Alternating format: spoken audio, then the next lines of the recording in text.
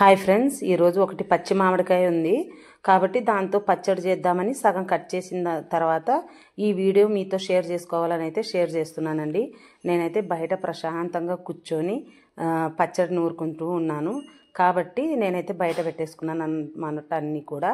ఇంకోటి ఏమంటే అందులో పిచ్చ తీసేసి మామిడికాయ అంతా కూడా ఈ విధంగా చిన్న చిన్న పీసెస్ లాగా కట్ చేసుకొని అవన్నీ కూడా కచ్చపచ్చగా దంచుకోవాలన్నమాట. చూడండి, ఈ విధంగా కచ్చపచ్చగా దంచుకున్న తర్వాత తగినంత ఉప్పు, కారం, వెల్లుల్లి ఇవి మూడు కూడా వేసి మళ్ళీ అంతా కలిసేలాగా ఒకసారి మనము దంచుకోవాలి. ఇంకొకటి ఏమంటే మేము కారం వచ్చేసి చాలా ఎర్రగా కనిపిస్తుంది, డైరెక్ట్గా మిరపకాయలు పట్టించుకుంటామండి. బయట మార్కెట్లో దొరికే కారం అయితే నేను వాడను కాబట్టి ఈ విధంగా కలర్ అయితే మనకి కారం ఉంటుంది, కలర్ కూడా బాగా ఎర్రగా ఉంటుంది అన్నమాట. కాబట్టి ఇలా ఉప్పు, కారం, వెల్లుల్లి వేసి కచ్చపచ్చగా దంచుకుంటే ఈ మామిడికాయ పచ్చడి చాలా బాగుంటుంది.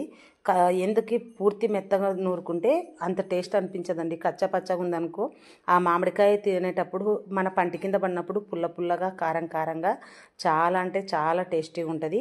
కాబట్టి ఈ విధంగా కచ్చపచ్చగా దంచుకొని ఒక డబ్బాలోకి ఎత్తి పెట్టుకొని మళ్ళీ దీన్ని పోపు పెట్టాలన్నమాట. అలా పోపు పెట్టుకుంటేనే ఇది ఒక 3-4 డేస్ వరకు ఏం కాదు. మనం వేడి వేడి అన్నంలోకి తింటే చాలా బాగుంటుందండి. ఎప్పుడు ఊరగాయే కాకుండా 1-2 పండ్లు ఉంటే మేమైతే ఈ విధంగా ఆ 1-2 కాయలు ఉన్నప్పుడు మేమైతే ఈ విధంగా చేసుకుంటాము. చూడండి, ఇది ఇంత అయింది నాకైతే ఒక కాయకి. కాబట్టి దీన్ని మళ్ళీ ఇప్పుడు పోపు అయితే పెట్టుకుంటున్నాను. పోపుకు కావాల్సిన నూనె కొంచెం ఎక్కువే వేస్తామండి, ఎందుకంటే ఒక 3-4 డేస్ నిలువ ఉంటుంది. కాబట్టి ఆయిల్ కాస్త వేడయ్యాక జీలకర్ర, ఆవాలు, ఎండుమిరపకాయలు, కరివేపాకు వేసి ఇది కాస్త ఎర్రగా అయిన తర్వాత మనం అంతా కూడా ఆ పచ్చడి మనం దంచి పెట్టుకున్న పచ్చడి అంతా కూడా అందులోకి వేసి మనమైతే ఒక 2-3 నిమిషాలు మనం ఆ పచ్చివాసన పోయేలాగా కాస్త వేడి చేసుకోవాలన్నమాట.